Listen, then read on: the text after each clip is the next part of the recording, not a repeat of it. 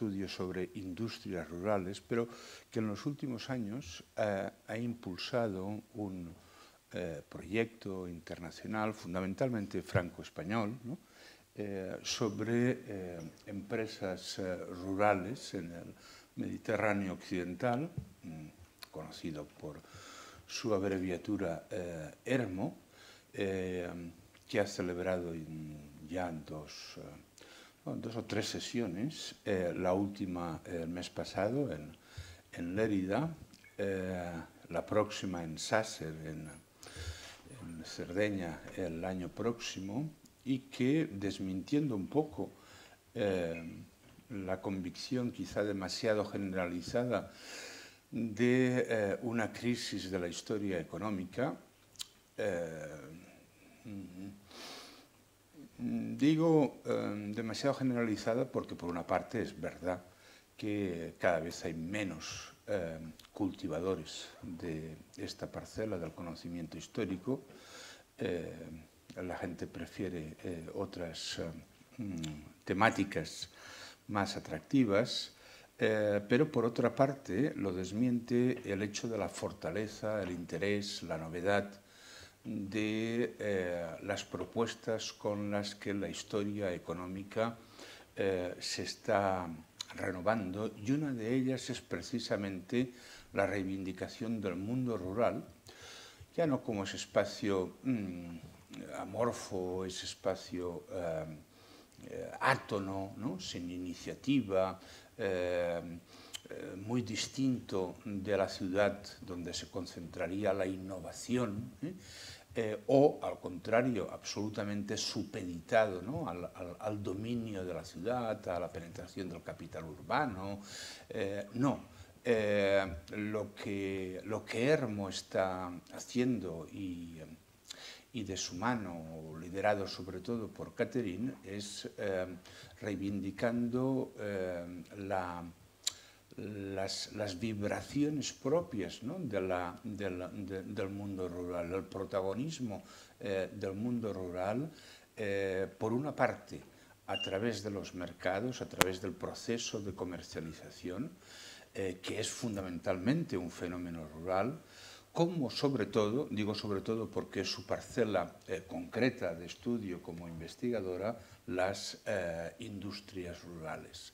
Lo que se le ha encargado hoy aquí es justamente que nos presente en detalle lo que es esta iniciativa, lo que representa el proyecto de ERMO, cuáles son sus objetivos, qué es, en fin, qué es lo que se ha hecho hasta ahora y cuáles son los proyectos pendientes. Cuando quieres, Catherine.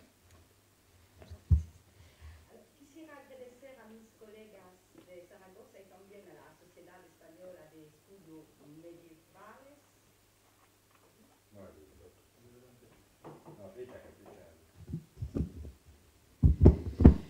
Alors, quisiera agradecer a mis colegas de Zaragoza y también a la Sociedad de Estudios Española de Estudios Medievales por haberme invitado para presentar el proyecto colectivo ERMO.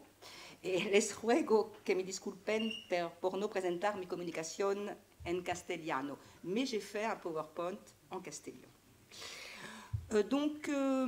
Effectivement, Germane Navarro et des autres collègues de Saragosse, organisateurs, m'ont demandé de présenter le projet collectif ERMO, dont il a été plusieurs fois question hier. Et j'avoue que c'est un exercice délicat, puisqu'en fait, il est toujours plus difficile de présenter une recherche collective, bien évidemment, d'autant plus qu'il y a ici, tout près de moi, un certain nombre de collègues qui eux-mêmes participent au projet ERMO. Alors ce projet ERMO, comme vous l'aurez déjà compris hier, s'inscrit véritablement dans le thème de ces journées, aussi bien industrie que marché, parce que justement le thème de l'entreprise rurale, c'est un thème qui se situe à l'interface entre industrie rurale et marché, et en quelque sorte, pour utiliser un terme à la mode, que je n'aime pas vraiment ce type de terme, mais je pense qu'il peut peut-être faire comprendre la position de ERMO, c'est en quelque sorte un thème englobant qui permet de croiser les différentes approches que nous avons eues successivement hier. Alors, ce projet Hermo, effectivement, entreprise rurale en Méditerranée occidentale, pour les siècles affiché institutionnellement à la CASA 13e, 16e, mais en fait, comme vous le verrez, certaines des journées ont été chronologiquement beaucoup plus larges, 12e, 16e. Alors, avant de rentrer dans le vif du sujet, c'est-à-dire ce que je me propose de faire là durant les 45 minutes qui me seront imparties, d'ailleurs peut-être que ça sera plus court que 45 minutes, nous verrons, je voudrais présenter bien évidemment la question de la définition de l'entreprise et la justifier du point de vue scientifique et du point de vue du Moyen-Âge. C'est un peu ce qu'on a fait déjà hier avec l'industrie, proto-industrie, etc. Après, présenter les objectifs effectivement du programme. Ça sert à quoi, Hermo, pour la recherche scientifique? Et en fait, bien que vous en avez déjà eu des éléments de présentation hier, les résultats obtenus depuis 2 ans. Alors, en ce qui concerne l'espace, vous l'avez compris, c'est un espace, on va dire, institutionnel, un espace classique, qui est celui proposé par la CASA, et qui, en fin de compte, résulte plutôt du rassemblement, vous allez le voir, des institutions et des chercheurs, à voir si ensuite, à la fin du programme, cet espace aura une véritable justification, où il sera, de par son homogénéité ou son hétérogénéité, à nous de voir. C'est un espace de travail, en quelque sorte. Alors, en ce qui concerne les institutions, je ne vais pas vous citer donc, tous les noms, je les ai affichés ici, les différentes institutions universitaires, bien évidemment, qui correspondent, j'ai mis en ordre alphabétique, par ordre alphabétique, avec, donc, vous voyez, un nombre assez considérable de chercheurs, également des Italiens en nombre moins important. En fait, j'ai souhaité associer les Italiens et surtout la couronne d'Aragon, bien évidemment, mais aussi l'exemple toscan, avec le soutien de l'École française de Rome, qui nous a toujours soutenus et qui voulait même prolonger le projet, ce que je n'ai pas souhaité pour des questions d'emploi du temps.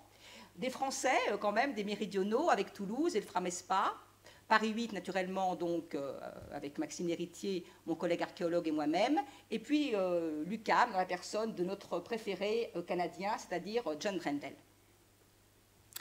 Alors, qu'est-ce qu'ont en commun tous ces gens, en quelque sorte vous les connaissez pour beaucoup d'entre eux, ce sont des historiens de l'économie, des ruralistes, Aragon, Castille, bien évidemment, les sources ne sont pas les mêmes, on en a parlé hier, c'est pas à moi de vous dire cela, vous le savez par cœur, mais des sources notariées, mais des sources judiciaires aussi, on en a vu l'importance hier, et en particulier pour un type d'analyse sur laquelle, enfin, que nous allons déjà mise en pratique, vous le verrez, c'est-à-dire une analyse micro, une analyse pas tant prosopographique d'ailleurs, que également biographique, qui nous a permis de suivre au moins, sinon les entreprises, du moins les entrepreneurs. On verra la distinction. Alors, 3 colloques, comme l'a rappelé tout à l'heure Anthony, effectivement, 2 colloques en 2015-2016 qui sont vraiment les colloques d'Hermo, l'un correspondant au financement des entreprises et l'autre au travail, nous y reviendrons. Le travail a été amplement d'ailleurs déjà présenté par mes collègues hier. Mais avant, nous avons lancé le programme, Laurent Calégarin de la Casa Velasquez et moi-même, autour des bouchers. Et d'ailleurs, ces journées bouchers vont être publiées aux presses universitaires de Valence, c'est en cours donc de rassemblement et de publication. Alors effectivement, il faut peut-être commencer par les bouchers. Les bouchers, donc en 2014, ça a été conçu en quelque sorte comme un test. Si les bouchers, en quelque sorte, fonctionnaient, on pouvait peut-être lancer le programme. C'est comme ça, en tout cas, que ça a été conçu. Alors, pourquoi les bouchers entre ville et campagne, et essentiellement la boucherie rurale? Bien évidemment, à cause de l'abondance des textes, l'abondance des actes notariés. Et puis aussi, c'était intéressant de parler des affaires des bouchers, effectivement, négocios, leurs affaires, parce que pour les Français, par exemple, hommes d'affaires, hommes et gens d'affaires, c'est une grande collection de l'HESS, et ça renvoie aux, comme on l'a dit hier, les grands marchands, les hommes d'affaires, Jacques Coeur, etc. Donc il y avait un côté un petit peu provocateur, bien évidemment, dans cette énonciation. Alors, il s'agissait bien évidemment de poursuivre une enquête qui a été très riche dans le domaine urbain. J'ai cité la Banegas et Faugeron, Barcelone et Venise, mais qui avait un choix particulier qui était celui de l'approvisionnement des grandes cités. Et en fait, là, continuer la recherche, l'investigation, continuer peut-être, mais aussi changer l'orientation, bien évidemment, en fonction du sujet prochain d'Hermod. Alors, changer le sujet, parce qu'effectivement, en étudiant les bouchers, hein, et en particulier dans la région que je connais bien, mais vraiment, une fois que ces actes seront publiés, on pourra comprendre les rapports entre tous ces cas, hein, de bouchers ruraux. En utilisant effectivement les sources, on s'aperçoit que ces hommes ont des tables de boucherie à la limite, sont très très présents bien évidemment sur la fiscalité de la viande, hein, avec des activités très lucratives, hein, en relation avec cette fiscalité indirecte, mais en plus, hein, on les voit, au moins pour le Val-Espire et ailleurs, investir énormément dans l'industrie et l'artisanat, et en particulier contrôler le produit fondamental des marchés ou du marché du Roussillon jusqu'à Perpignan et au-delà, c'est-à-dire le marché du fer. Et ce marché du fer, ils le contrôlent pour deux raisons, ils arrivent à le contrôler pour deux raisons. D'abord grâce aux créances et aux liquidités, hein, dont ils disposent. Et là, je renvoie d'ailleurs à la synthèse récente qu'a fait Anthony Furiot avec Marc Bompère sur la circulation monétaire justement dans les campagnes. Et là, vraiment, il s'agit de ce point de vue-là d'un exemple, hein, d'autant plus que ces hommes, et on y reviendra, c'est très important, je pense, pour une des caractéristiques de l'entreprise, ils circulent énormément. Hein. Ils ont une ampleur, une amplitude en quelque sorte territoriale tout à fait intéressante, qui explique effectivement sans doute cette position d'homme d'affaires, hein, en quelque sorte d'homme actif dans les affaires du Val-Espire à ce moment-là. Alors en fait, avec, bon, ça c'est la carte du Val-Espire qui aurait dû arriver avant, oublions-la. Alors oui, donc effectivement, j'ai oublié aussi que sans doute que une des maîtrises, une des causes justement de cette maîtrise du fer, non seulement c'est cette capacité en quelque sorte financière, hein, et monétaire, mais c'est aussi, hein, la caractéristique du marché du fer sur lequel je ne reviendrai pas, avec des commandes, hein, aux bouchers très nombreuses de la part de ces forges et qui sont payées en fer. Donc là, il y a également, de ce point de vue-là, un approvisionnement qui se fait. Alors ça veut dire qu'avec les bouchers, en quelque sorte, hein, il y avait incontestablement une figure qui se dégageait, qui s'imposait, hein, et cette figure, en fait, elle n'était pas tout à fait du tout récente, hein, on la voyait déjà dans les dernières pages de l'ouvrage de référence absolue de Georges Deby de 62, hein, où il parle effectivement des hommes d'affaires, mais c'est surtout essentiellement des intermédiaires du commerce, hein, il n'intervient pas trop, enfin il ne s'intéresse pas trop à la production quelle qu'elle soit, et puis véritablement, hein, bon, quand j'ai lu en 2014, c'est-à-dire au moment même où le programme était lancé, la synthèse proposée donc, par Monique Bourrin, François Menant et Louis Figueras sur les dynamiques du monde rural, avec un certain nombre de participations des uns et des autres, et de certains des collègues là, qui sont proches dans cette salle, incontestablement, hein, la figure de l'entrepreneur rural, sa présence forte, son dynamisme, hein, est reconnue. Hein, et étonnamment, je me suis même demandé, en fait, a posteriori, parce que cet ouvrage n'est arrivé vraiment qu'en 2015-2016, ce qu'on allait pouvoir apporter de plus, car il y avait déjà une réflexion très très forte autour donc de l'entreprise, hein, sachant que les dynamiques rurales, a priori le titre c'est Le basculement 2300, mais en fait, hein, quand vous aurez le plaisir de lire cet ouvrage, vous verrez que les perspectives et les conclusions peuvent très bien, hein, permettre à des historiens du XVe siècle à réfléchir justement sur cette dynamique des campagnes. Alors, le problème, si vous voulez, c'est comment peut-on glisser de l'entrepreneur rural, à peu près bien perçu, on va dire, pas forcément cerné, mais perçu, à l'entreprise. Hein. Et c'est bien le problème, la question que posait Sausson, donc un de nos collègues effectivement belge, qui a beaucoup travaillé justement sur ces questions, dans le cadre d'un congrès de Prato, d'ailleurs ancien, sur l'entrepreneur. Hein. Il disait, oui, effectivement, on arrive bien à voir l'homme, on le voit en ville, le petit entrepreneur, ce qui l'intéressait, on le voit moins à la campagne, mais c'est sûr, mais on ne voit pas vraiment l'entreprise. Hein. C'est quoi l'entreprise, en quelque sorte? Et surtout, pour nous, l'échelle de perception, c'est-à-dire la campagne, hein, pose, en quelque sorte, un problème supplémentaire. Alors, en fait, cette question s'est posée, de définition s'est posée d'autant plus à moi quand on m'a demandé à Prato, en 2011, de faire une synthèse sur les sources d'entreprise. Alors bien évidemment, hein, j'ai repris tous les dossiers que vous connaissez par cœur, l'entreprise urbaine, commerciale, financière, le modèle italien, etc., bien développé par l'historiographie française, italienne, européenne des années 50-60, mais il me fallait ouvrir à d'autres échelles de perception ou à d'autres espaces, hein, et c'est là que s'est posé le problème, hein, c'est-à-dire la question, en fin de compte, de la définition. Une question que je souhaiterais vous soumettre, parce que ça peut paraître simple, mais en fait, ça n'est pas simple du tout. En tout cas, ça n'a pas été simple pour moi, mais peut-être que ça le sera davantage pour vous.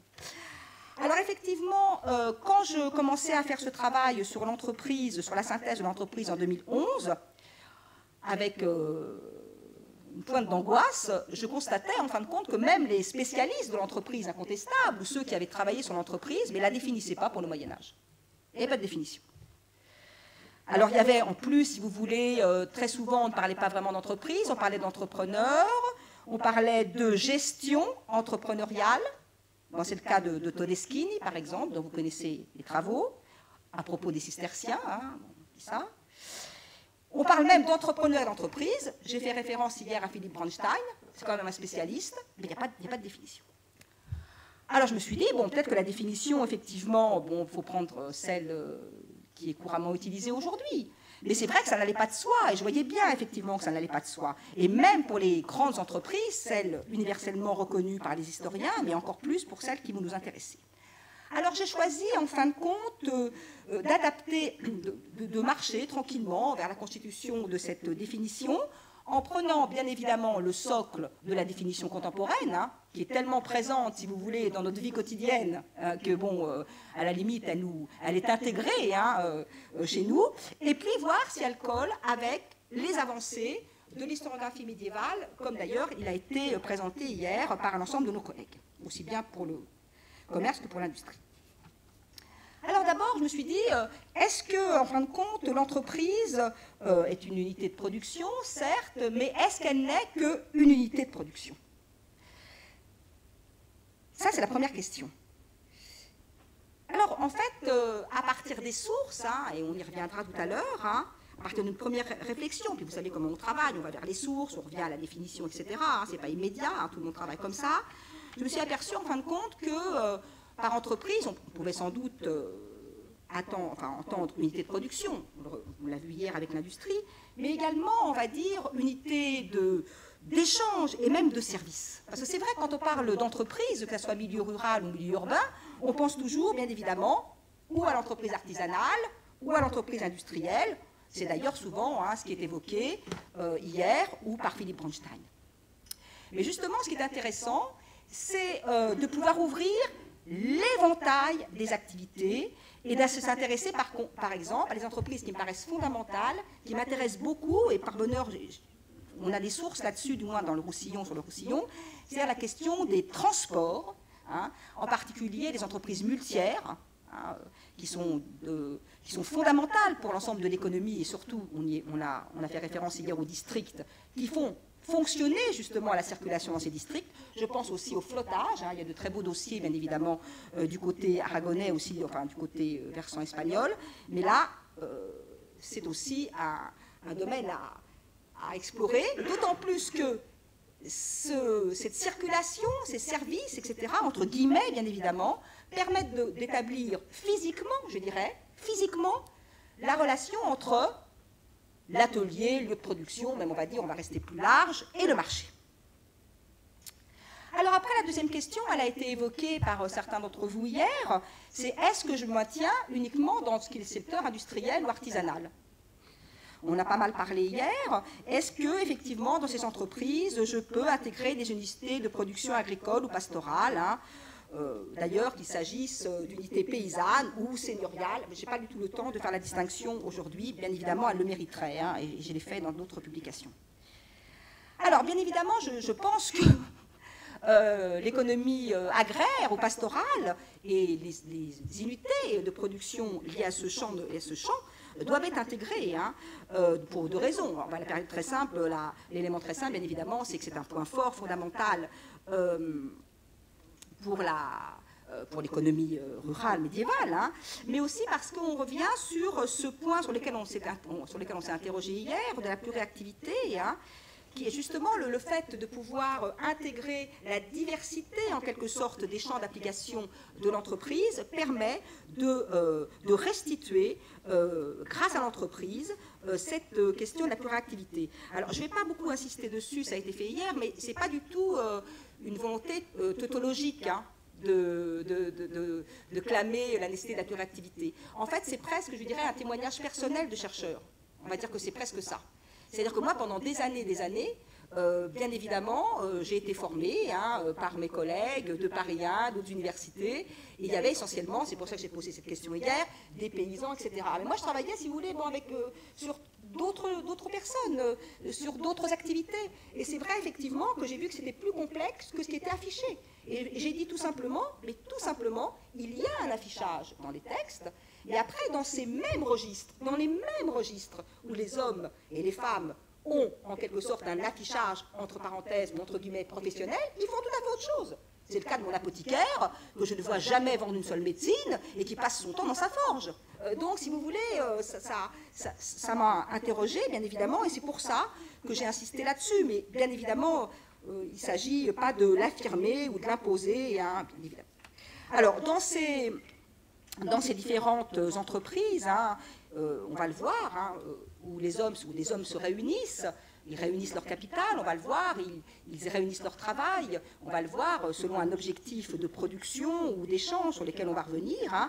Effectivement, par les contrats écrits, et sans doute aussi autrement, hein, on voit des paysans, des éleveurs, hein, qui participaient à l'investissement, participaient au travail, hein, sous différentes formes dans le cadre de ces entreprises, et en particulier, comme on l'a vu hier, avec l'accès aux matières premières. Hein, on ne va pas y revenir, hein, ça a été vu hier et ça paraît tout à fait classique. Alors, dans ces cas-là, il faut aussi essayer de voir la pluriactivité. Je reviendrai à la remarque que j'ai faite tout à l'heure. Parce qu'effectivement, hier, je crois qu'on ne m'a pas bien compris quand j'ai parlé de la proto-industrie. Il n'est pas question du tout de remettre en cause la proto-industrie. D'ailleurs, Paolino n'est pas là, mais j'aurais voulu qu'il m'entende quand même. Bon. C'est que tout simplement, le concept de proto-industrie, il est très complexe.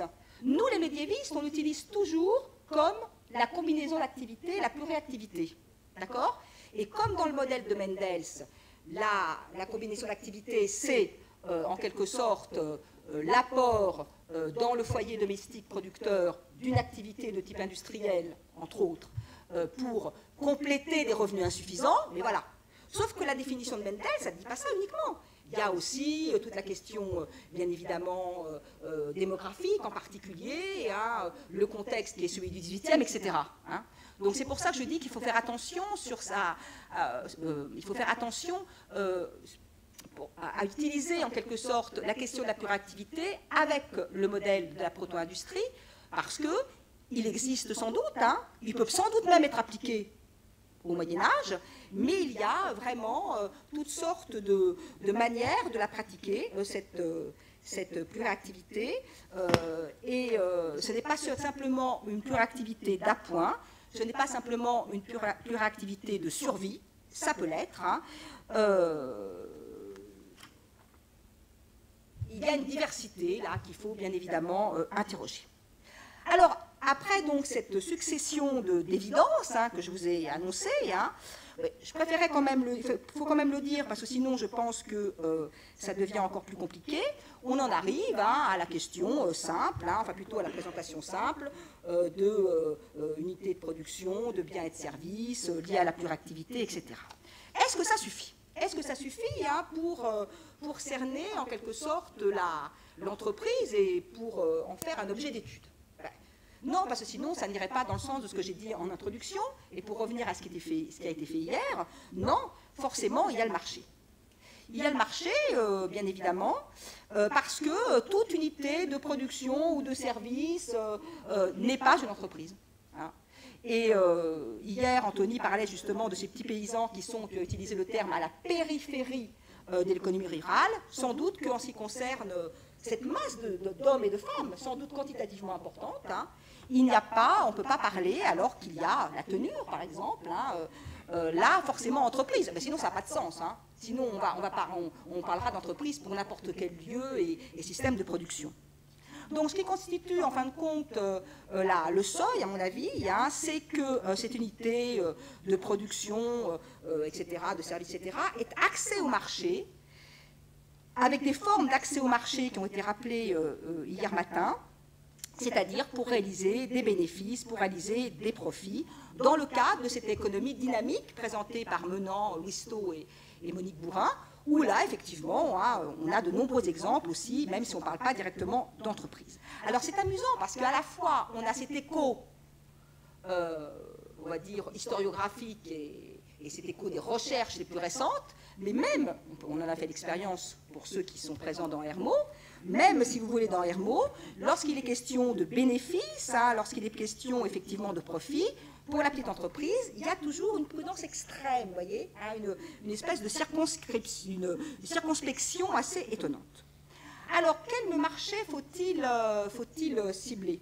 Est-ce qu'il y a des échelles de marché qu'il faudra enlever? C'est le problème qu'on a vu avec l'industrie hier, par exemple. Industrie, artisanat, est-ce qu'il y a une échelle différente? Et là, pour le marché aussi. Alors, c'est vrai qu'on a tendance à dire, mais peut-être qu'on pourrait éliminer peut-être le marché local, mais pas du tout. Pas du tout, on ne va pas éliminer le marché local, d'autant plus que, d'abord, local, c'est quoi? C'est ce que je disais tout à l'heure. Parce que local, ça peut être effectivement la place du marché, comme disait Anthony hier, mais ça peut être aussi le marché immédiatement proche, dans le village, par exemple. Mais sinon, on sait que le local, il peut s'articuler autour de toutes sortes de territoires. Le district, par exemple. Le cantado, est-ce que c'est du local? Ça dépend de la ville, vous allez me dire, vu l'ampleur, effectivement, du territoire. Donc je crois qu'avec les très belles communications qu'on a eues cette année, d'ailleurs, et déjà l'année dernière, de Anthony Libraire et de Frédéric par ici, parce que je confonds l'un ou l'autre, on s'est aperçu avec le drap et également avec l'huile que le marché dit local, proche, pouvait engloutir, avec une tentative de quantification qu'a rappelé Germaine hier, un nombre considérable de produits. Donc, bien évidemment, on va garder tous les niveaux de marché. Alors, maintenant qu'on a placé ces éléments, à quoi ça sert, en fin de compte, de travailler sur l'entreprise?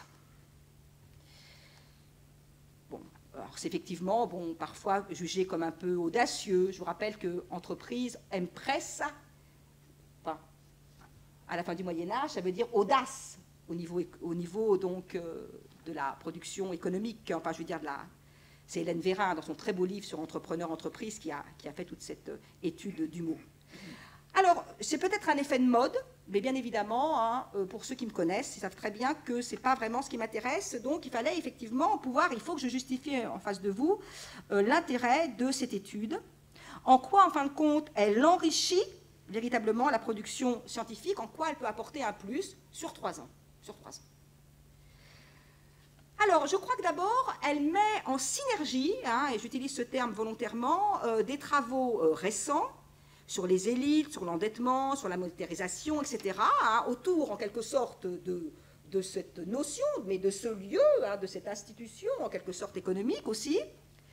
Mais elle est aussi un observatoire qui permet justement d'interroger l'économie de profit dans les campagnes, en combinant tous les secteurs d'activité et, comme je l'ai dit, en gommant, en essayant de dépasser les clivages entre secteur agricole et secteur non agricole, en essayant d'aller au-delà de cette interprétation souvent figée de l'économie des campagnes, qui n'est sans doute pas la nôtre aujourd'hui ni hier, mais qui l'est encore pour beaucoup. C'est ça, si vous voulez, le problème. Donc la notion d'entreprise permet de sonder en quelque sorte la perméabilité des secteurs de production à l'échelle des entrepreneurs, à l'échelle bien évidemment de la circulation de ces hommes et de tous ceux qui travaillent avec eux, on va le voir, la circulation également du capital et de sa plasticité, comme nous allons le voir, aussi bien d'ailleurs du point de vue financier que du point de vue du savoir. Je ne sais pas si j'aurai le temps vraiment de le développer, donc je m'arrête là. Alors, je voudrais vous présenter maintenant, dans le quart d'heure qui me reste, les résultats. Alors, ces résultats, comme on le disait aussi hier, hein, ils sont vraiment à la mesure de la recherche. C'est ça qui est assez étonnant, c'est que ce groupe, beaucoup d'entre eux, des collègues se connaissaient, mais vraiment propose aussi des dossiers absolument neufs de sources. On sort des sources, en quelque sorte, hein, au fur et à mesure. Alors, la première journée c'était consacrée donc au financement. Donc il y a eu des synthèses des différents collègues que vous connaissez. Bon, John Drendel, vous ne connaissez pas, mais c'était sur la France méridionale avec la Provence, hein. Germane, Ricardo, bon, voilà. Et il y avait aussi, je ne sais pas si ça passe bien, c'est suffisamment gros, un certain nombre de jeunes ou de moins jeunes chercheurs qui à chaque fois ont présenté des dossiers absolument inédits avec leurs sources enrichies vraiment de leur recherche récente. Hein. Vous voyez qu'on a aussi bien un modèle de Verlag, par exemple, on y reviendra avec Mathieu Sherman, la question de l'élevage, par exemple, avec Marc Conessa, et l'activité de l'élevage et aussi de la circulation monétaire. C'est ça qui est très intéressant, parce que le transport des bêtes, c'est le transport en quelque sorte de la monnaie et le change. Et puis ensuite, ce qu'on a vu hier, hein, la canne à sucre, le drap, etc., etc. Alors cette question du financement était ardue, mais moi je souhaitais commencer par ça. Je ne voulais pas commencer par le travail, parce que si on commençait par le travail, on allait recommencer à faire des choses qu'on connaissait déjà. Donc d'une certaine manière, j'ai dit, bon, il faut partir effectivement du financement.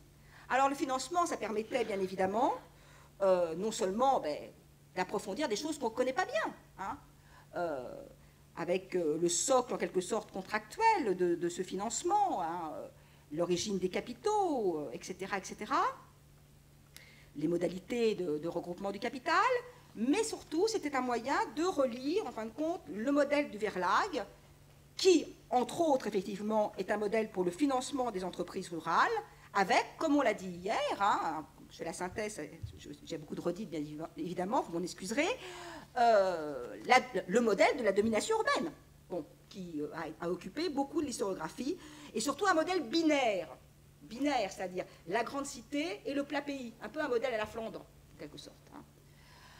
Alors là, bien évidemment, il n'est pas du tout question de supprimer hein, le Verlag et sa réalité. C'est pour ça d'ailleurs que j'ai demandé à Mathieu Sherman de présenter les industries et le financement des industries à Trévise.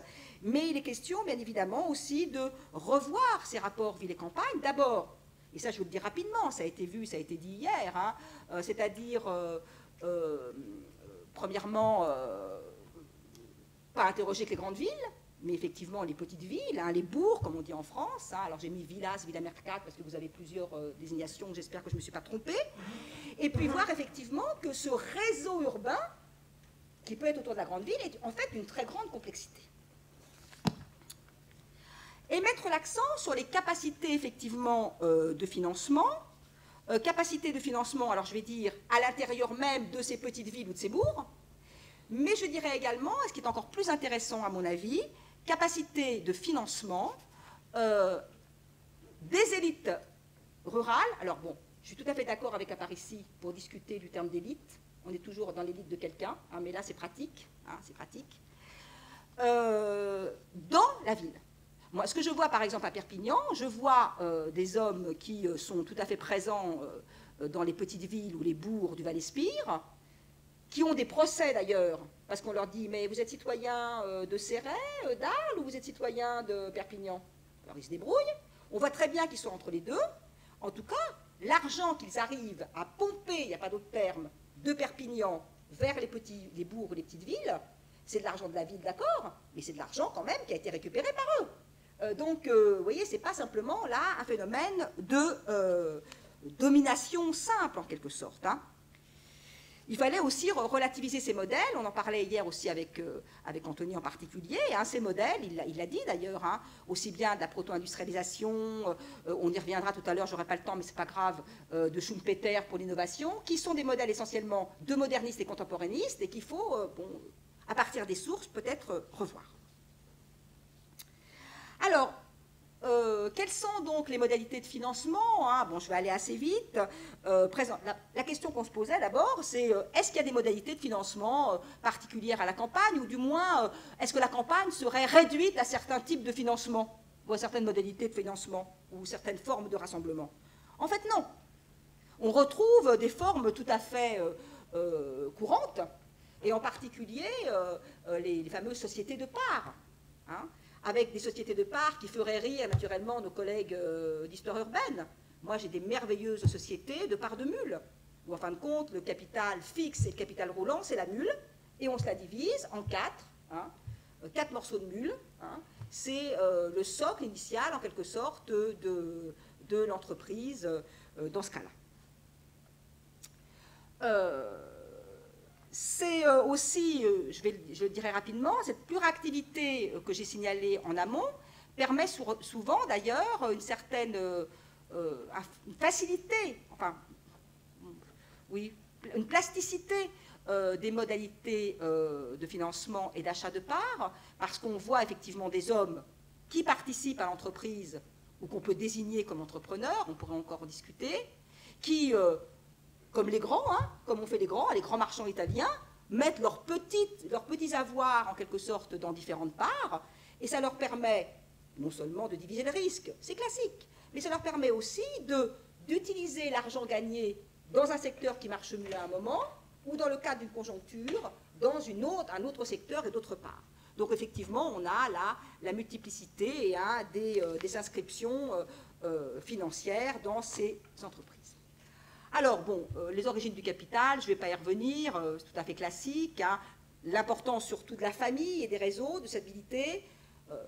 Ce qu'avait souligné entre autres David Carvajal, hein, où il disait que, bon, et ce que j'ai vu aussi, bien évidemment, est-ce que vous connaissez, c'est-à-dire qu'on ne met jamais, voilà, c'est du prêt pour entreprendre. Hein, et il faut remonter vraiment ce que je présentais à Flaran, d'ailleurs, hein, il faut remonter les biographies, rapprocher les textes pour voir que tel prêt, en fin de compte, immédiatement consécutif à l'ouverture de la société, avec exactement la même somme déclarée, hein, correspond effectivement au prêt pour entreprendre. Après, il y a tout le système de la bistractio, que moi je ne connaissais pas et que j'ai appris à connaître grâce aux sources effectivement catalanes. Hein, donc, véritablement, toutes ces possibilités.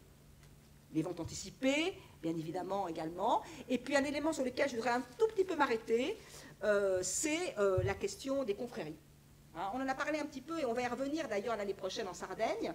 Je finirai là-dessus. L'année prochaine, je le dis tout de suite, ça sera l'entrepreneur en tant que pouvoir, hein, homme de pouvoir ou pas d'ailleurs, hein, sa place effectivement dans la communauté, hein, on y reviendra, mais là c'est vrai que ces confréries, hein, pour certaines d'entre elles, sont, et on le sait, des organismes de prêt, mais pas du tout du prêt d'assistance, comme il est souvent présenté au même titre que les hôpitaux.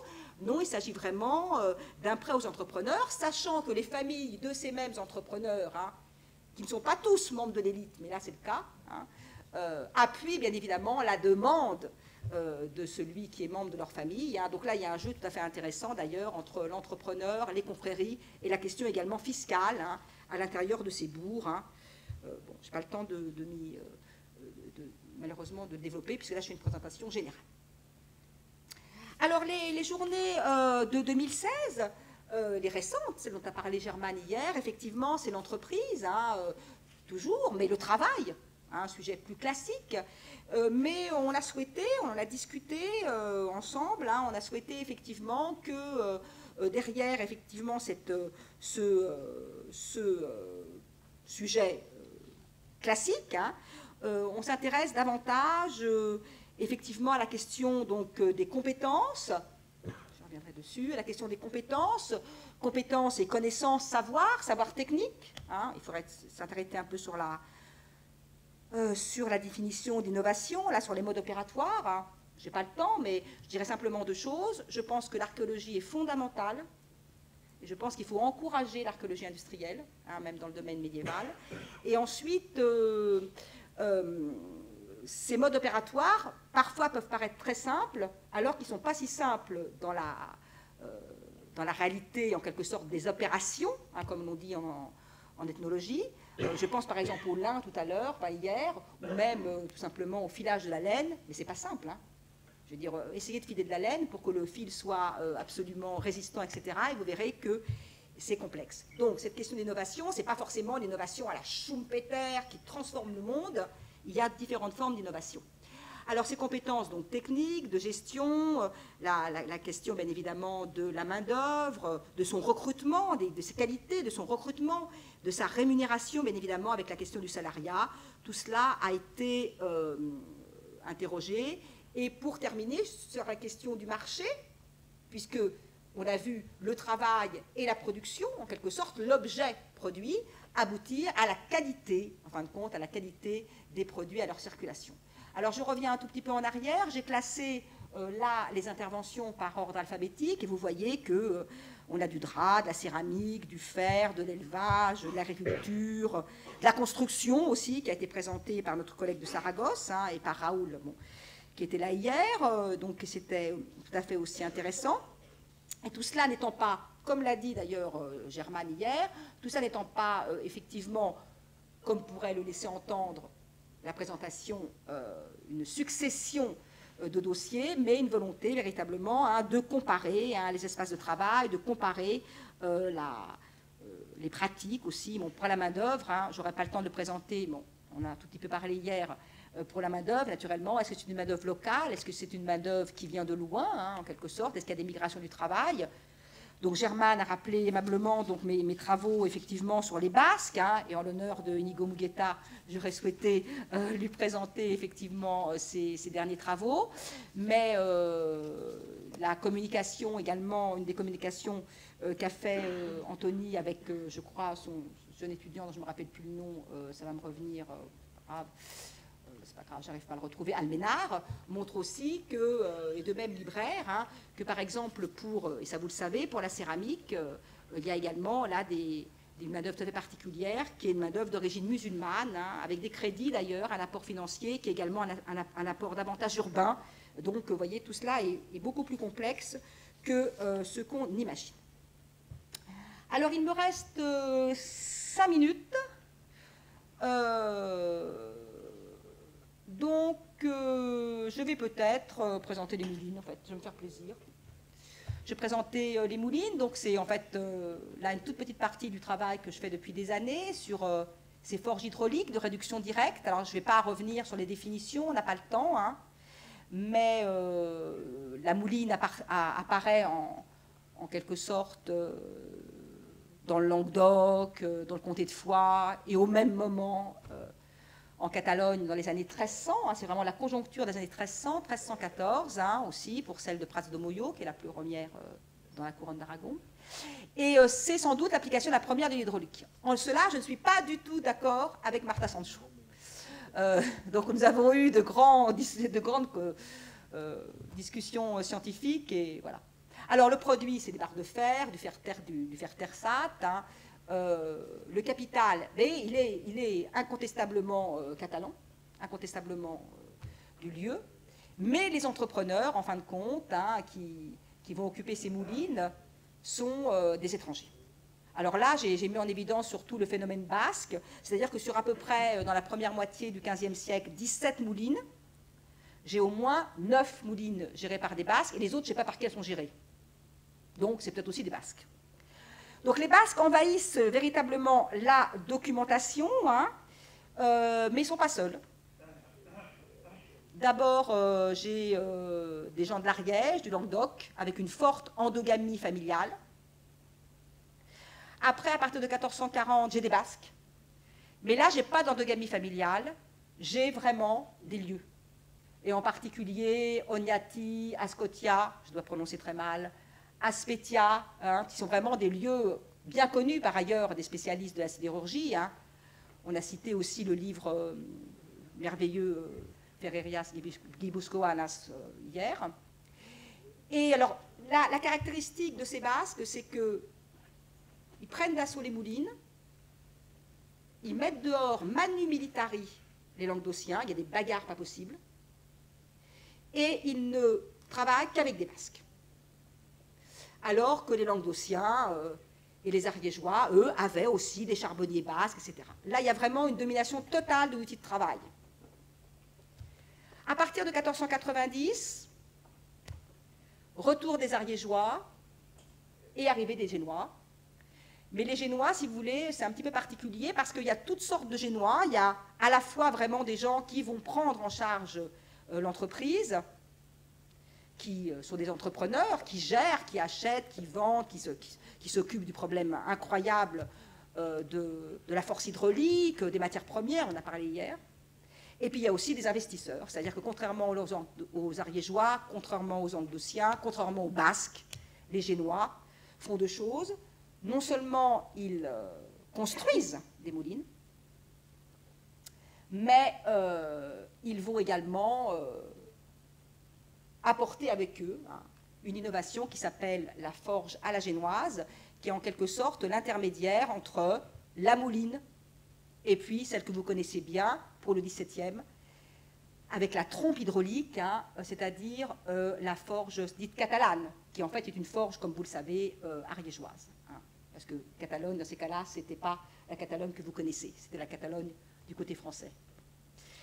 Donc je ne développerai pas autre chose, simplement j'insisterai sur cet élément, c'est là-dessus que je terminerai, c'est que ces hommes, ces entrepreneurs, surtout pour les Basques qu'on connaît le mieux, ce ne sont pas des forgeurs.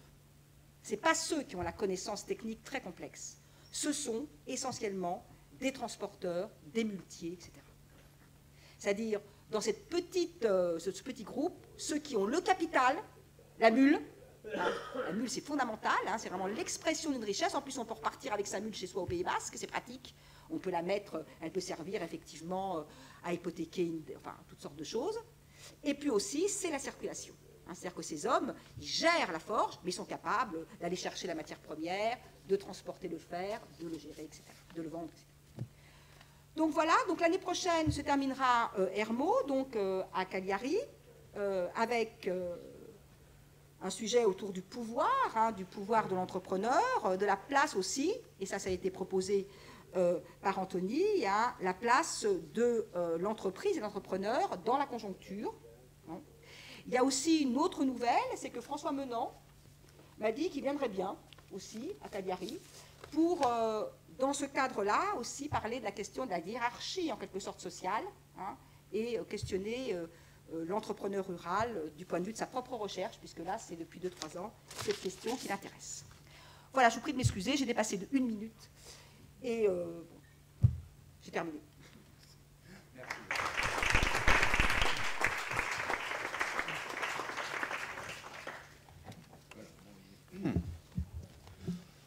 Muy rápidamente para no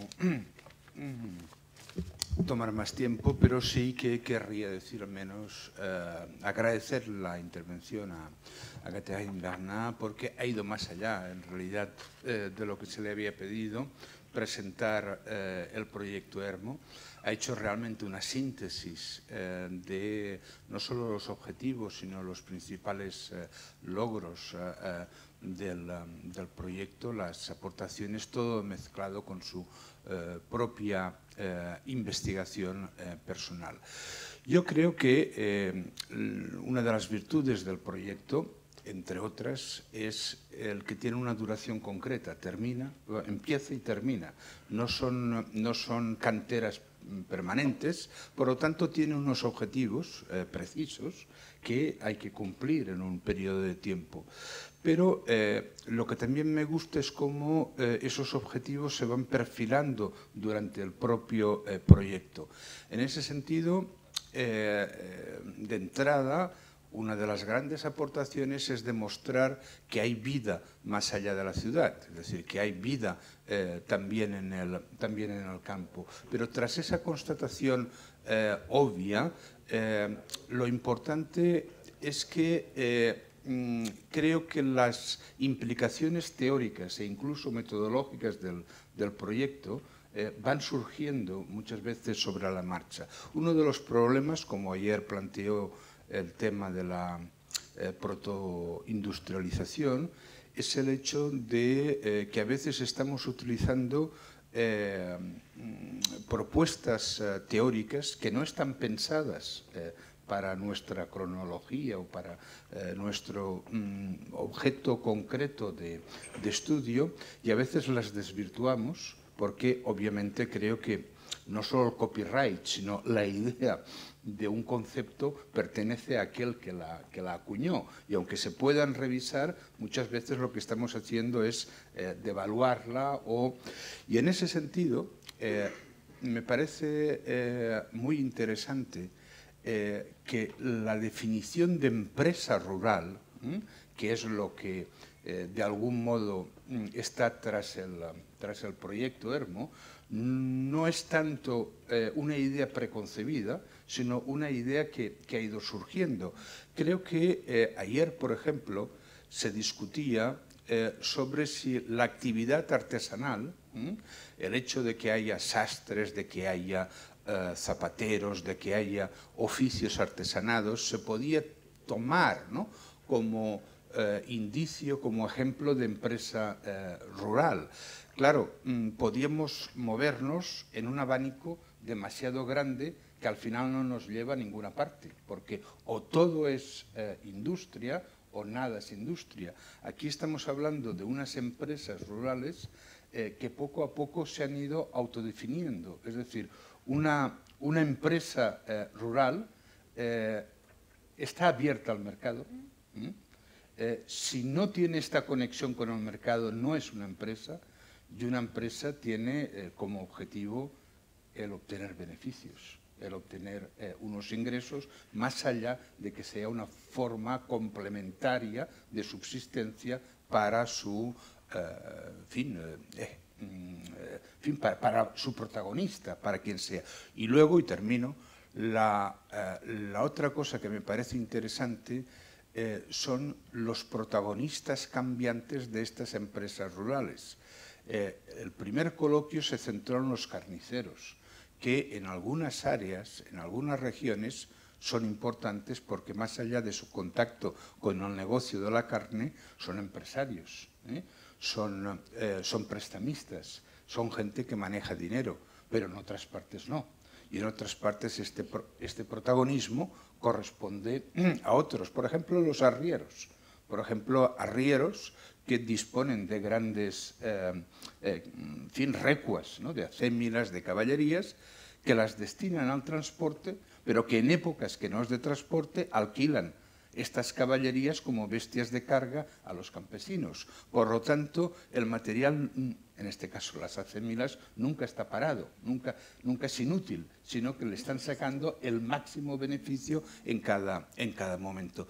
Yo creo que estos resultados que has ido esbozando, ni siquiera cuando planteaste el proyecto estaban claramente preconcebidos, ¿no? Han ido surgiendo gracias a la... Dime. C'est-à-dire que même certains collègues m'ont demandé une définition.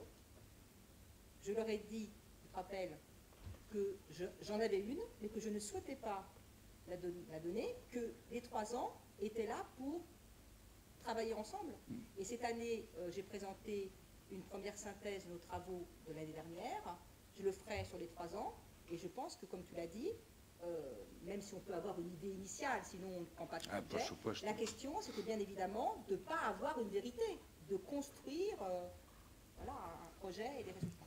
Bueno, traduzco y paso a nuestro siguiente ponente. Lo que dice Catherine es que cuando se le preguntó inicialmente qué era o qué se entendía por empresa rural, ella, por supuesto, tenía su propia idea, pero no la quiso imponer porque precisamente de lo que se trataba era de que surgiera un consenso a partir de los trabajos de los miembros del equipo, como así ha sido y como aquí se ha visto estos días. Bueno, nuestro próximo ponente es el profesor Saúl Antonio Gómez de la Universidad de Coimbra, una de las universidades más antiguas y prestigiosas de la península ibérica, que es miembro también del Centro de Historia de la Sociedad y de la Cultura, su institución de investigación, y que nos ayudará a completar en el marco ibérico la visión sobre los mercados y las industrias rurales. Cuando quieras, Saúl. Buenos días. Voy a agradecer la amable invitación para estar con vosotros. Venho de Coimbra, una ciudad que conmemora los 500 años de la beatificación de Isabel de Aragón, padronera de Coimbra. Un cordial saludo de Coimbra a todos vós, aragoneses. Todos somos hispanos, pero eu tenho um defecto que não hablo espanhol e vou falar em português de paz.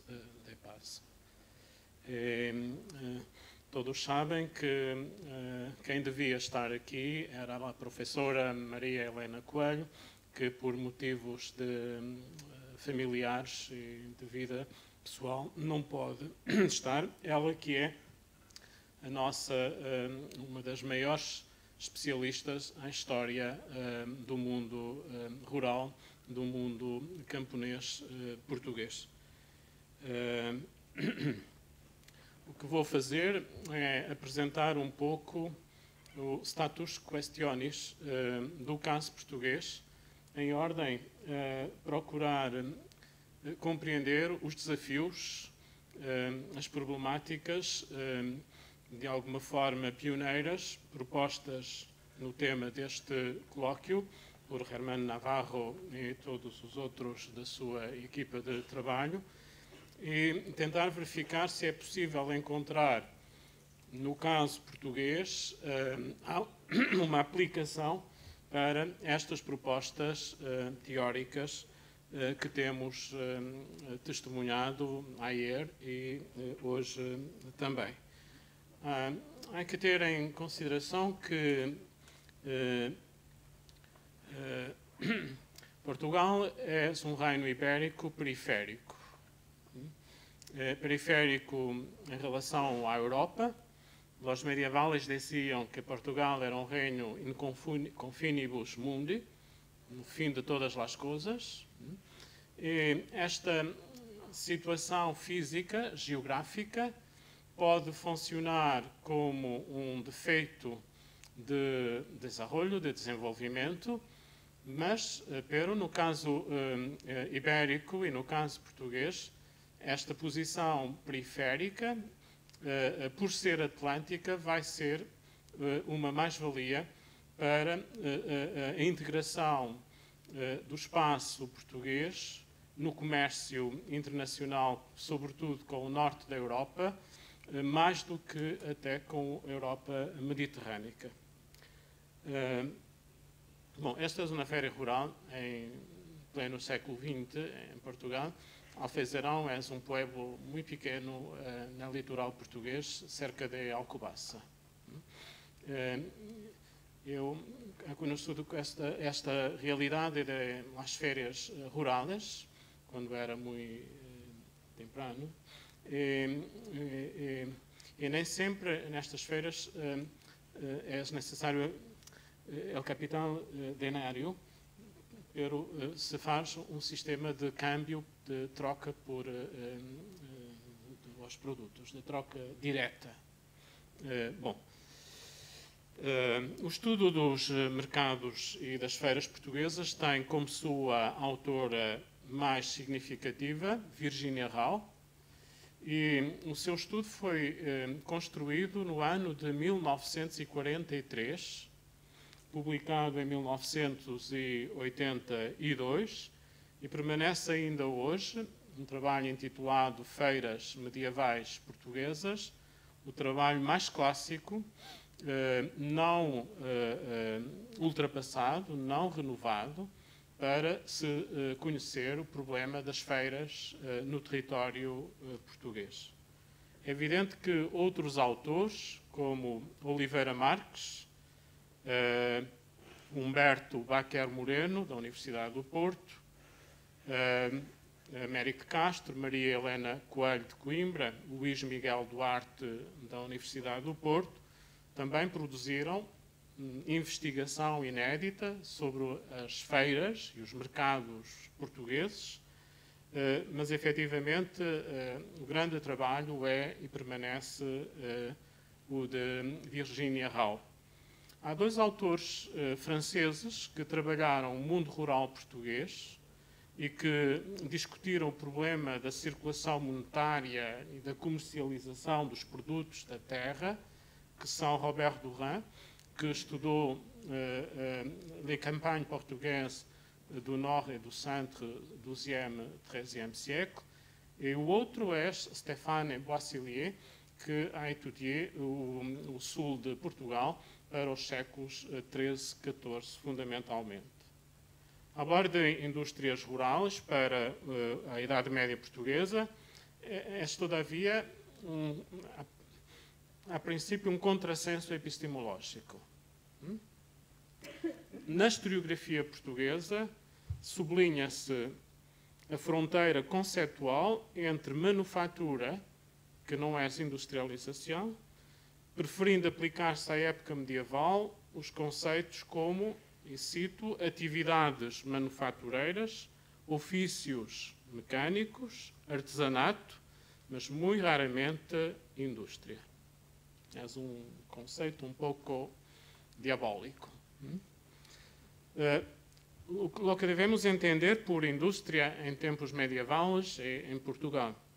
Indústrias urbanas, tantas vezes e quase sempre periurbanas, e indústrias rurais, são coisas muito diferentes, são coisas muito parecidas. Bom, indústrias são todas as formas produtivas manufatureiras e ou mecânico-fatureiras, em ordem a generar produtos em escala comercial, em larga escala comercial. Por exemplo, as produções têxteis são certamente um dos campos mais evidentes de produção segundo padrões de tipo industrial. As suas escalas de fabrico de tecidos eram tão grandes nos tempos medievais, especialmente nos mercados de trabalho das cidades, que a solução para o seu escoamento impôs a exportação desta produção têxtil das grandes cidades manufatureiras do norte da Europa para os mercados do sul. Esta produção em grande escala é uma produção também em série, acaba por se expandir para os espaços rurais que são integrados nos mecanismos daquilo que poderemos chamar processo de industrialização, mas cujo epicentro está nos centros urbanos e periurbanos. No domínio das feiras e dos mercados, o quadro historiográfico português não valoriza diferenças entre feiras rurais para a Idade Média e feiras urbanas.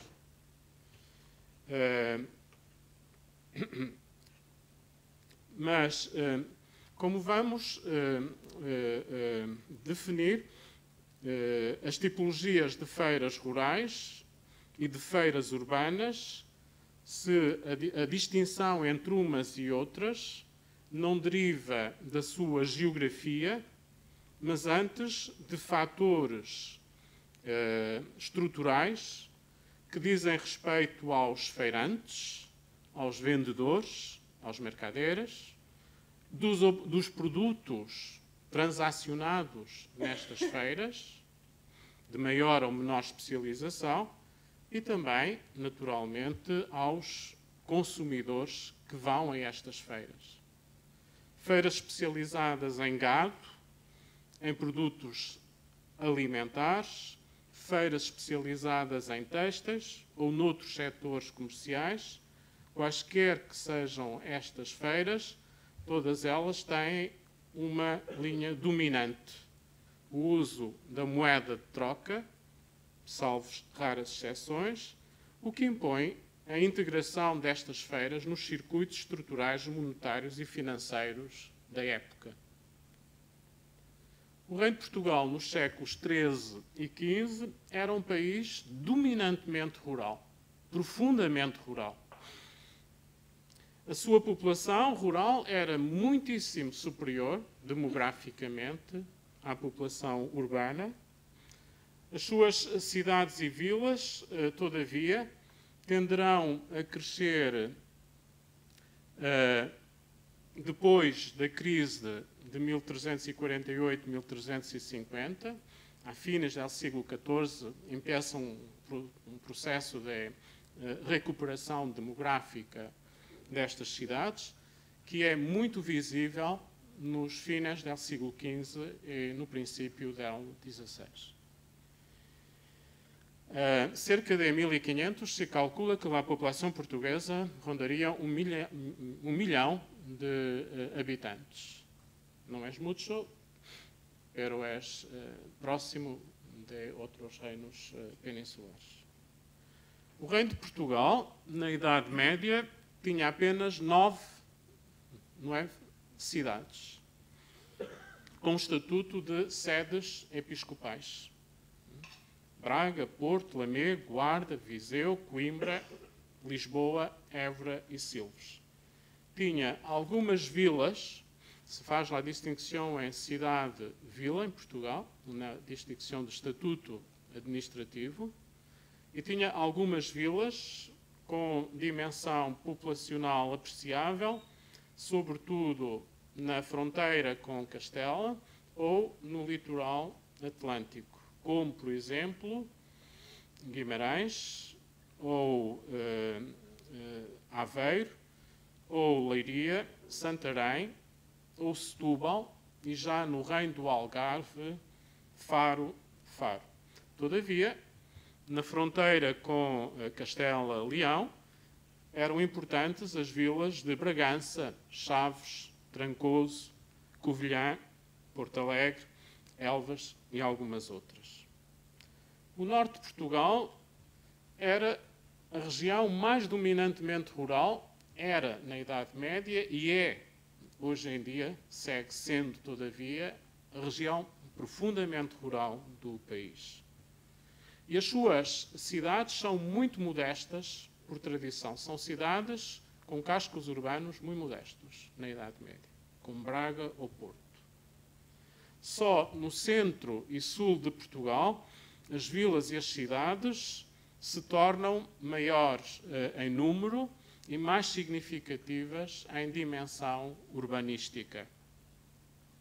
Historiadores e geógrafos, maiormente Orlando Ribeiro e José Matoso, falam, por isso, de um Portugal bipolar, o norte atlântico, rural, o sul mediterrâneo, mais urbano, e, portanto, esta dualidade é fundamental para se compreender o processo de composição e de organização da unificação deste espaço ibérico.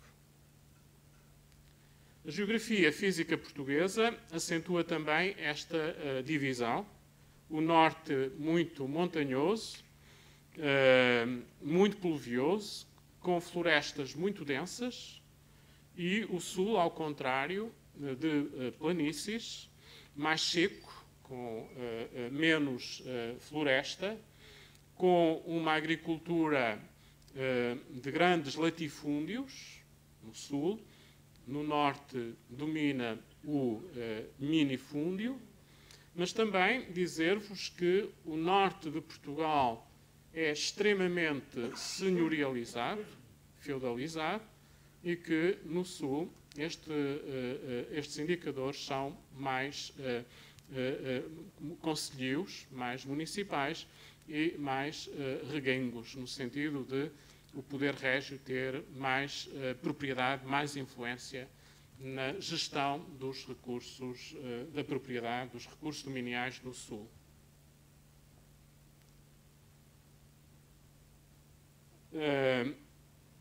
O povoamento do espaço rural português é, todavia, organizado, sobretudo, penso que muito semelhante a Castelo, por pequenas unidades de povoamento chamadas casais, com unidades monofamiliares, e pequenos aldeamentos, que em português se chamam aldeias, alcarias, pequenos pueblos, que dominam efetivamente o processo de povoamento do espaço português.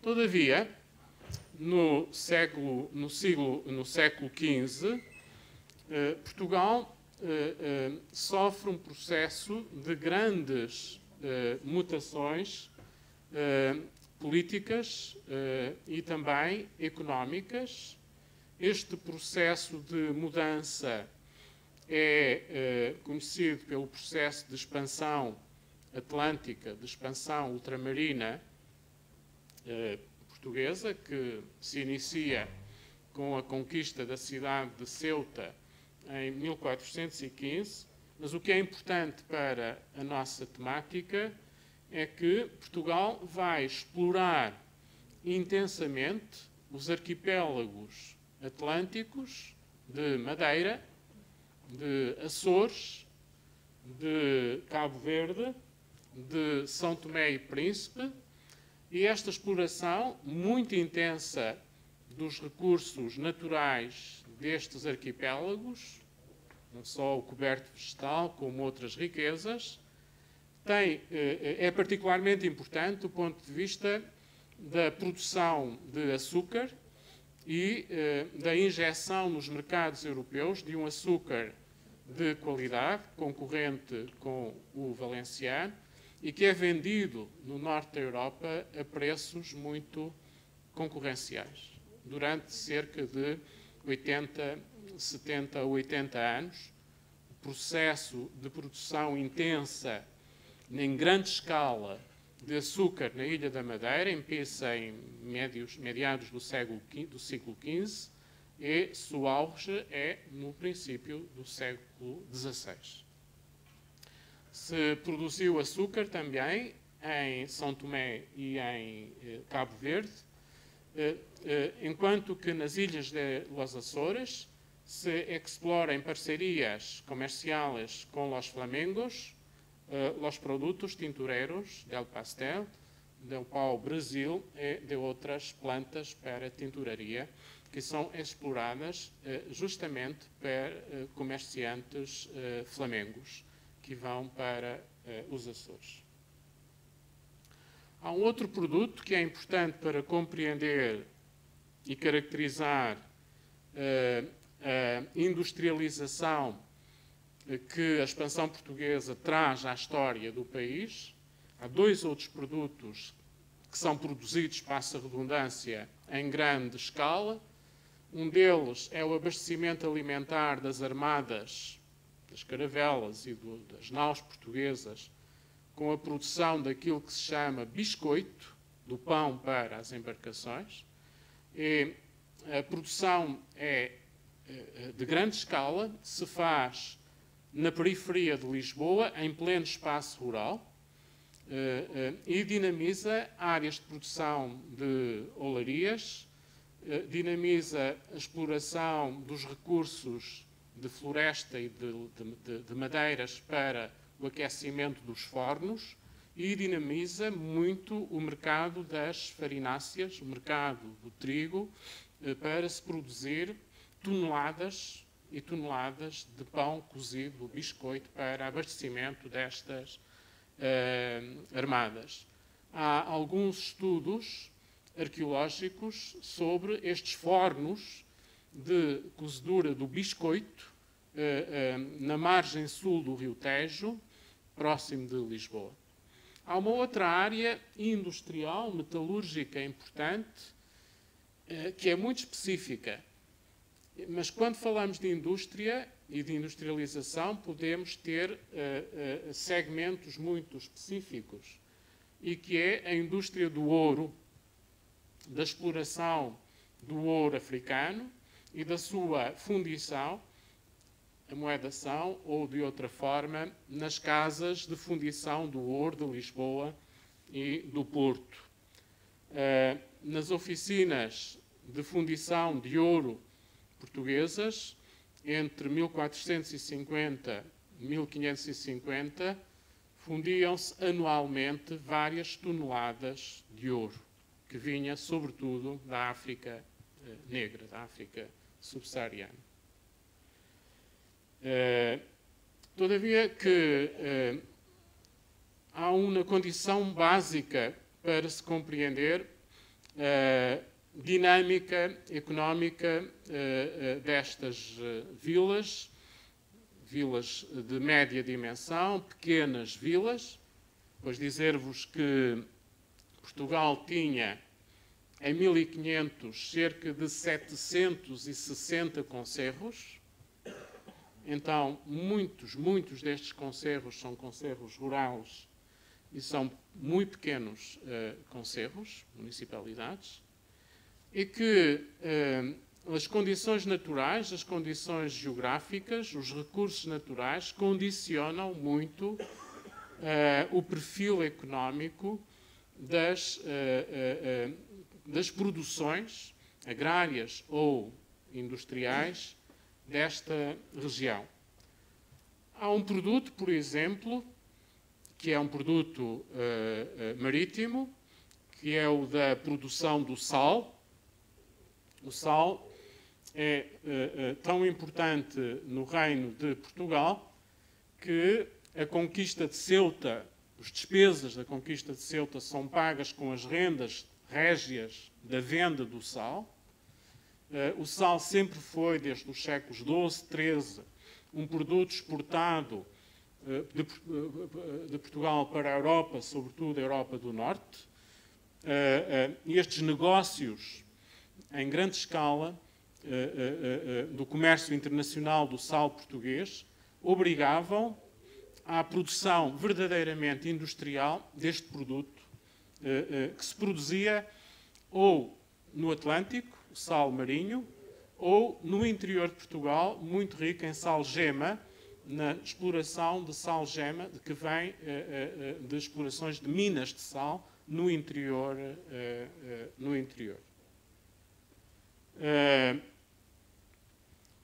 Um dos grandes contratos comerciais do século XV português, com mercadores italianos, foi o da exploração em regime de monopólio das cortiças, da produção corticeira do sul de Portugal, que ainda hoje se mantém, ainda nos nossos dias, como um dos grandes setores industriais ou agroindustriais portugueses. Não é por acaso que os mercadores flamengos e os mercadores italianos, os grandes mercadores italianos, se transferem e abrem casas em Lisboa, no século XV, justamente para beneficiarem destes circuitos de produção de riqueza e de comércio internacional, cuja base está numa produção intensa e que é de escala abundante, de escala internacional. Então não é possível compreender a produção nestes setores se não tivermos uma dinâmica industrial na produção, na organização, no processo de exploração destes campos. Um outro setor que se desenvolve muito e que é um setor verdadeiramente industrial para a Idade Média é o setor dos negócios madeireiros, sobretudo a exploração da madeira para a construção naval. Os processos, as necessidades de construção e de reparação navais em Portugal fazem-se tanto nas grandes cidades como Lisboa, mas também em pequenos puertos marinhos que têm construção naval intensa.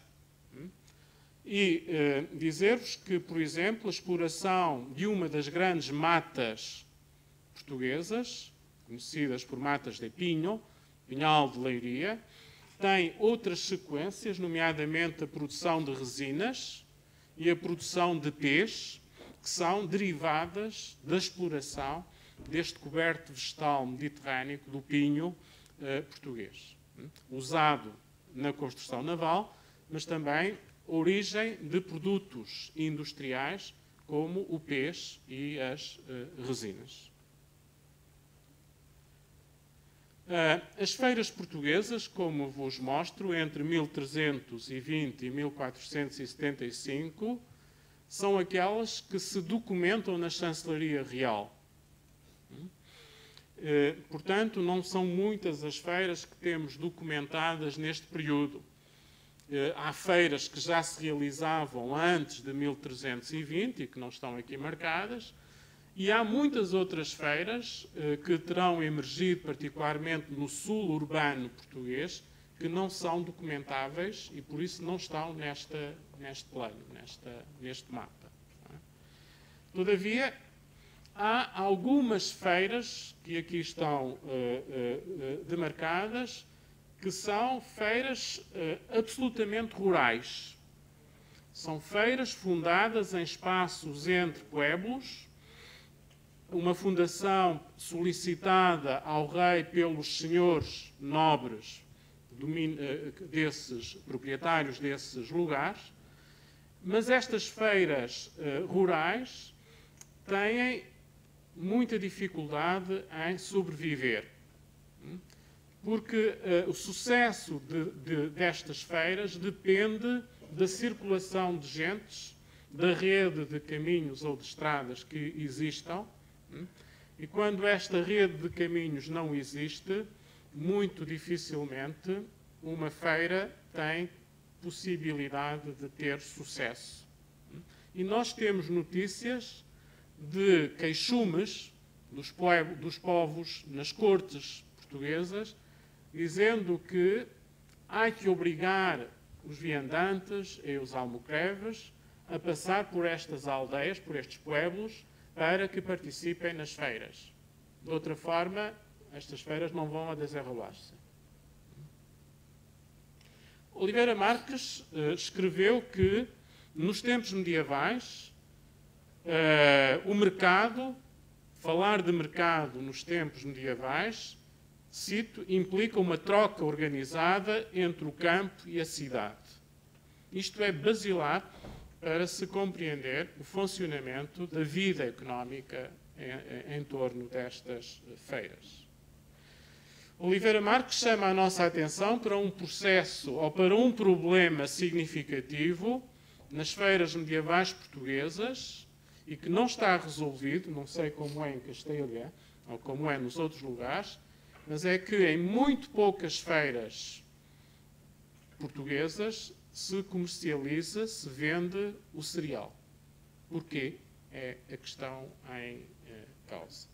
Vendem-se muitas outras coisas, sobretudo produtos importados, têxteis e outros.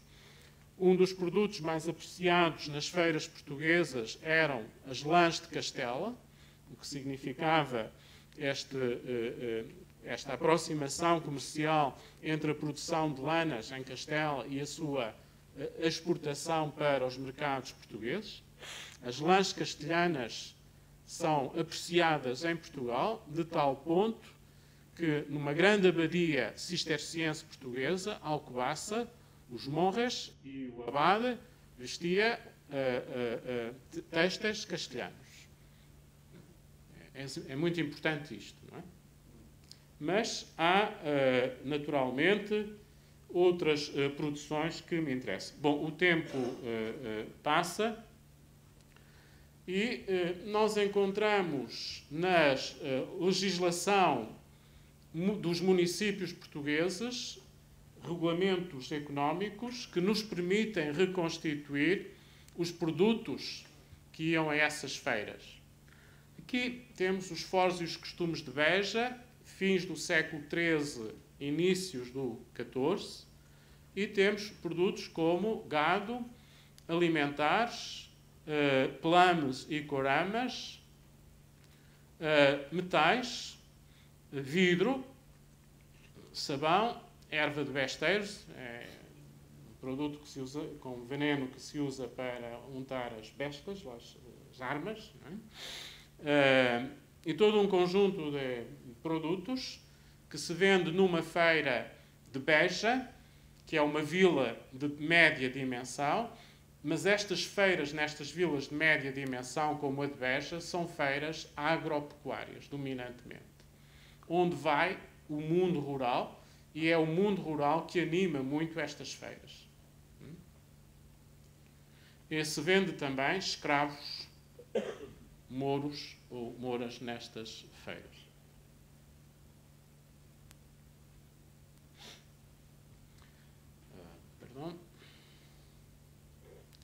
Eu vou passar adiante algumas observações sobre a arqueologia destes espaços e entrar num segundo ponto de observação, que é o desenrolo tecnológico de pequenas unidades, de pequenas fábricas que não produzem em grande quantidade, mas têm uma estrutura maquinofatureira que é importante definir. Um exemplo apenas, este contrato de 1411, em que um oficial régio quer construir uns moinhos que chama artifícios e engenhos para fazer ferro, serrar madeira, pisar burel ou outras algumas coisas que se façam com artifício de água.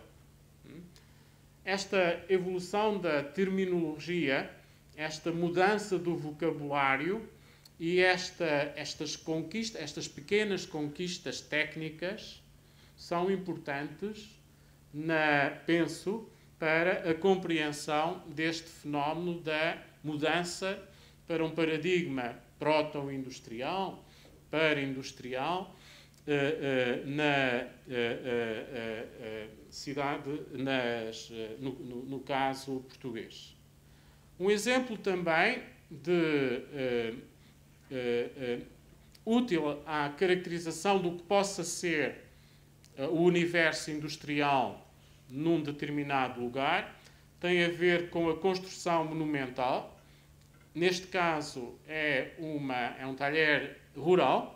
A construção deste mosteiro é feita num espaço plenamente rural por razões políticas e durante cerca de um século há uma estrutura obreira, há uma estrutura de mesteirais que tem esta quantificação, que trabalha para o rei na construção deste grande empreendimento civil monumental, com os pedreiros, canteiros, os caboqueiros, e há, portanto, uma organização do trabalho neste campo da construção civil, com especializações de obreiros, com especializações, e também com a introdução ou com a chegada de especialidades como a produção vidreira, que não era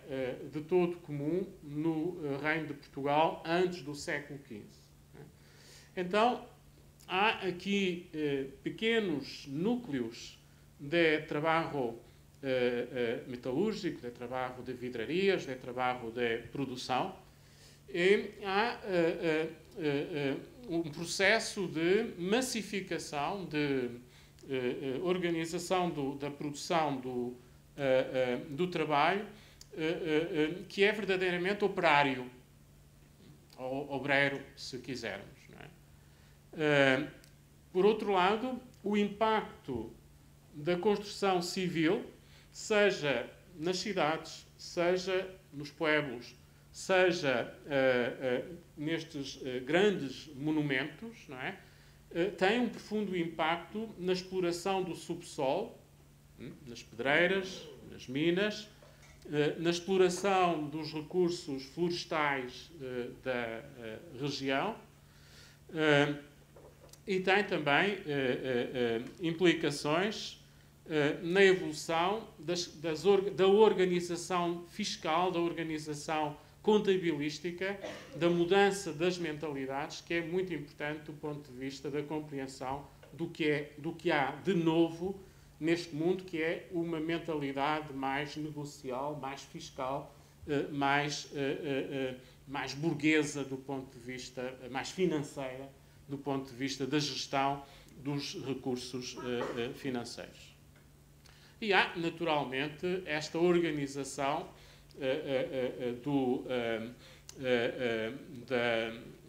da equipa de trabalho, dos mesteirais, dos obreiros, que tem, de facto, um impacto profundo.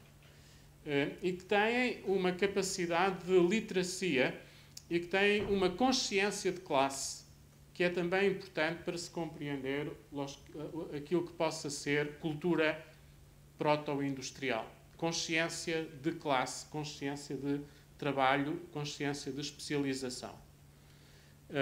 Ou esta cultura de marginália própria dos grandes talheres, dos grandes estaleiros, dos grandes empreendimentos. Um outro nicho, uma outra pequena área, que é a da produção dos relógios. Não é muito extensa, sim, não é muito extensa, mas é claramente uma atividade mais do que artesanal, porque é uma atividade de produção de máquinas de mensuração do tempo. A indústria da produção dos relógios não precisa de ser massificada, pode ser pequena, mas é uma indústria, neste caso. E estas indústrias, se poderia dizer que são peças de importação da Inglaterra ou de importação do norte da Europa. Pero, todavia, temos documentos que nos dizem que o mestre relojoeiro trabalhava em Portugal para a Crona e trabalhava para mosteiros e grandes abadias, e é muito provável que ele fabricasse estes mecanismos locais. Então, temos aqui uma área importante do ponto de vista da história da proto-indústria. E esta produção é feita, pode ser feita in loco, como pode ser feita e preparada longe e montada in loco. Há uma outra área de produção muito importante na metalurgia do tempo, que deriva da metalurgia, que é, por exemplo, a produção, os canteiros de produção de fundição de sinos, de campanas. Todas as igrejas tinham que ter campanas, e as grandes igrejas, as campanas eram fundidas in loco, com a transferência dos operários que fabricavam, os mestres de campanas, que fabricavam in loco esses produtos.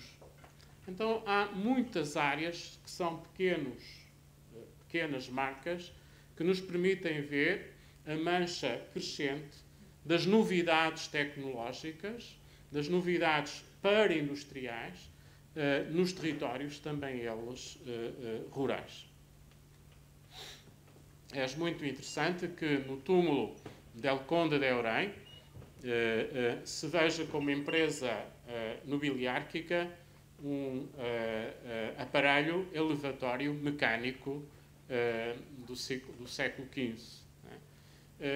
Esta consciência da mudança tecnológica está muito presente, é um elemento muito significativo e que não é apenas urbano, é transversal a toda a sociedade e que é um elemento importante do ponto de vista do câmbio, da mudança das mentalidades e da mundividência das atividades económicas neste tempo, que é o que vemos.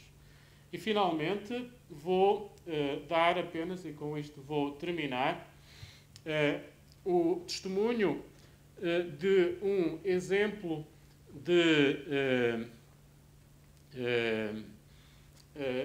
industrialização do espaço rural e que tem a ver com a pluriatividade, tem a ver com a especialização de trabalhos, especialização de tarefas claramente industriais, o trabalho da tecelagem, o trabalho da tinturaria, não na cidade, mas no campo.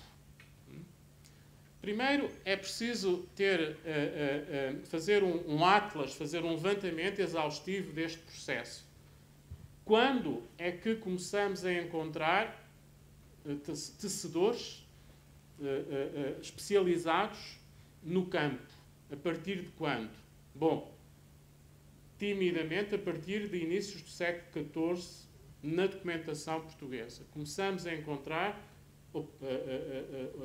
mesteirais de indústrias urbanas que agora trabalham nas aldeias, nos pueblos vizinhos às cidades. Então há aqui uma transferência do trabalho especializado da cidade que conta com produtores que estão no no campo que estão no mundo rural. Isto não define, naturalmente, por si só e singularmente, a indústria. Mas há que ver isto multiplicado por várias unidades, vários pueblos, várias aldeias, e no seu todo temos uma multidão de tecedores, ou de obreiros, ou de homens que já não são classificados na documentação régia como camponeses, não são classificados, mas se têm uma profissão, essa profissão é tecedores, ou almocreves, ou outra especialização de trabalho mecânico, manual. Isso vê-se muito bem nesta cidade da Covilhã, que tem tradições têxteis muito profundas e que tem que é uma vila de média dimensão em termos urbanísticos, mas que tem um hinterland rural que trabalha para a produção têxtil, desde a produção das lãs à sua transformação, numa hierarquia de especializações profissionais que testemunha claramente que na cidade ou no campo, mas sobretudo onde estão os recursos naturais necessários ao trabalho desta área, as águas, a força hidráulica, o que seja, é aí que se vai implantar o trabalho especializado destes homens, destes operários. Não tenho tempo para vos falar de um setor importantíssimo também no Portugal medieval, que é o das minas, do trabalho das minas. Se garimpava ouro nos rios, exploravam-se intensamente as minas de ouro da Adiça, em Almada, cerca de Lisboa. Explorava-se, sobretudo, o grande metal de negócio em Portugal é sempre o ferro, o uso do ferro, a produção de aço temperado para o armamento e, uma vez mais, nos finais do século XV, no último tércio do século XV, a produção em escala de armas de fogo, de espingardas, de canhões, para equipamento dos exércitos e das armadas, das armadas navais portuguesas, com importação de mão de obra alemã, que vai abrir em Portugal algumas áreas de produção de armamento que são inovadoras, que vai fundar estas oficinas de fundição de metais, seja nos arredores de Lisboa, seja em outros lugares onde nos aparecem estes fundidores de tradição alemã, mas que ensinam o seu mistério aos outros locais. Não é? Então, dizer-vos que se vê no século XV português mudanças muito significativas na vida comercial, na dinâmica industrial. Tinha aqui muitos exemplos para vos dar. Não vou falar, não temos tempo, dos molinos de papeleiros, que se fundam nesta época, ou da produção tida como nova em pueblos rurais de panos de cor e panos finos, panos delgados e de cor, que é uma novidade no século XV nestes pueblos cerca da abadia de Alcobaça e que são dominantemente rurais.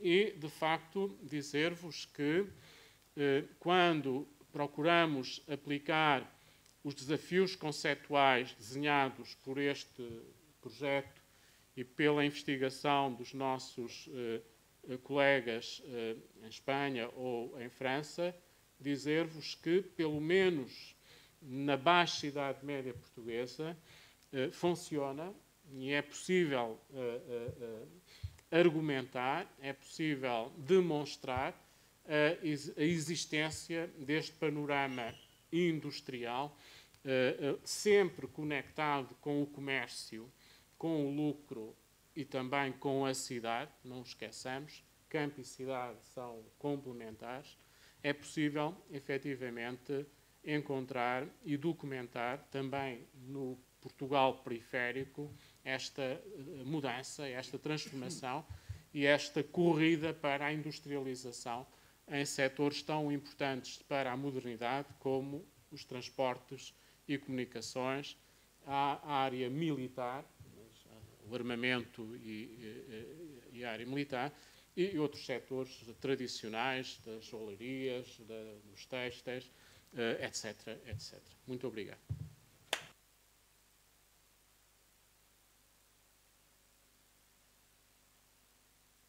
Bueno, muchas gracias a nuestro colega de Coimbra, el profesor Saulo Antonio Gómez, tanto por su esfuerzo en presentarnos un panorama bastante completo de lo que es la empresa y la industria en el Portugal bajo medieval, como también su esfuerzo por hablar en castellano, porque se ha entendido perfectamente. Hubo un tiempo en que España se confundía con Castilla. Abrías un libro de historia de España y te llevabas la decepción porque era historia de Castilla, pura y simple Castilla. Y ese tiempo no está tan lejano, todavía no desapareció del todo, pero me da la impresión que ocurre lo mismo cuando hablamos de Iberia o cuando hablamos de la península ibérica, en la que solo la parte central y oriental de la península se tiene en cuenta, olvidando muchas veces, cuando encontramos trabajos sobre la península ibérica, olvidando esta visión de Portugal, cuando realmente, con independencia de la separación política actual, cuando estamos hablando de España, de la península ibérica, de Iberia, en los tiempos medievales estamos hablando de los distintos reinos, Navarra, Portugal, Aragón, Castilla, incluso Granada antes de la conquista, y me sabe muy mal que en esta síntesis muchas veces no esté presente Portugal, por desidia muchas veces del autor de la síntesis, que no tiene en cuenta las aportaciones importantes de la historiografía portuguesa, y que hace que muchas veces nuestro contacto, cuando digo nuestro, me refiero tanto a la historiografía castellana como catalano-aragonesa, esté más cerca, pues a lo mejor de Francia o de Italia, que no de Portugal, ¿no? Algo que se corrige con congresos como este, con participación, en la que hemos podido ver, gracias, ya digo, a la exposición de Saulo Antonio, los rasgos definitorios de una industria portuguesa que en principio está vinculada sobre todo a grandes empresas. Estamos hablando de grandes empresas. Una segunda característica es que está vinculada, no toda, pero en gran parte también a los descubrimientos y las exploraciones, ¿no? El caso del azúcar, el caso del pastel, el caso del oro, muy importante, por lo tanto, las nuevas conquistas, ¿no? Del siglo XV. Luego también la vinculación de la corona. El monarca está presente en muchas de estas empresas, y finalmente la implicación extranjera, la implicación italiana, genovesa, flamenca y castellana, tanto desde el punto de vista financiero o empresarial como desde el punto de vista tecnológico, el caso de Inglaterra o el caso del norte de Europa, bueno, y también italiano. En todo caso, lo vamos a dejar aquí para intentar corregir el tiempo que llevamos de exceso.